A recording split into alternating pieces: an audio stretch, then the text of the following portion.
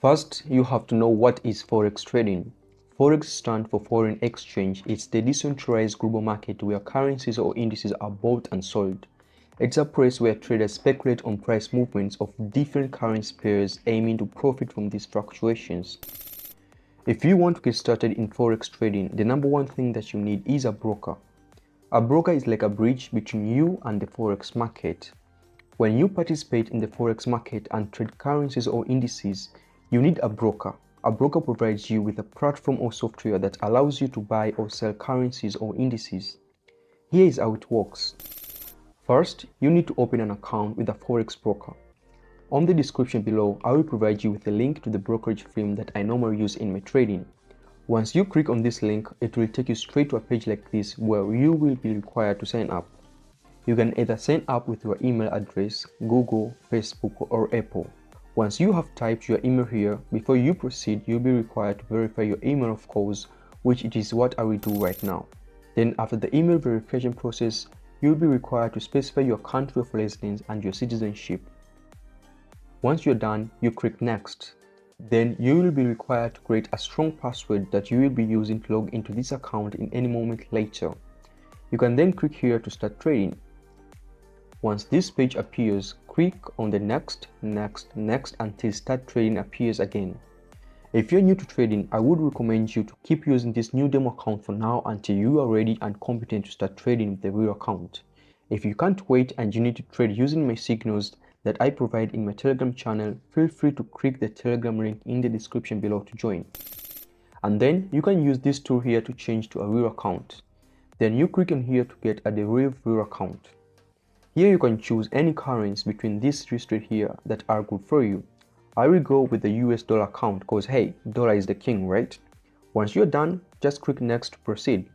Then you'll be required to fill your personal details right here and make sure you avoid using fake identities as it will make your account get blocked later.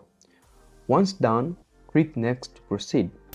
You will be then required to fill in your address and then your identity information. Then lastly, you have to accept the terms and conditions. And once you're done, you can now add the real account. This then leads to step number 2, which is depositing of the funds.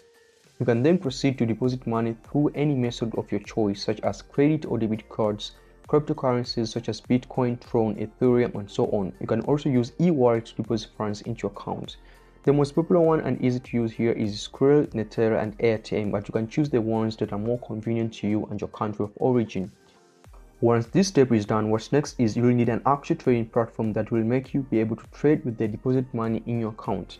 Your broker, of course, will provide you with trading platform that it supports. Some brokers use MetaTrader 4 and some use MetaTrader 5. As for my broker that I use, it supports only MetaTrader 5. These platforms allows you to see real-time currency prices, place orders, and manage your trades. On the description of this video, I will provide you with a link to my video that I explain the full tutorial on how to use these trading platforms, aka MetaTrader 5. So if you will be interested, feel free to check it right now after this video and make sure you don't skip any part. But you won't be able to get the login details of your MT5 account until you're already full verified. Verification process is a must process as it will make your account more secure. To do this, just click here to go to your account settings, and once you are done, click on the verification button and use these options here to verify your identity and your address. And this also makes it so important for you during sign up to avoid using fake names or fake identity, because here it is where you'll be get caught up.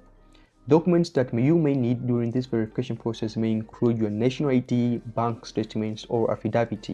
I used an affidavit to verify my address since the bank receipts in my country do not have the address format that this broker actually accepts, and for the identity part, I used just a simple national identity card. Guys and girls, I do have a Telegram channel where I provide educational materials, motivations, and trading signals. If you're interested, you can join through the link in the description below. So that's it for today, guys and girls. Please do not forget to like this video, subscribe to this channel, and turn the notification bell icon on to be the first to view any of my future uploads. Happy trading.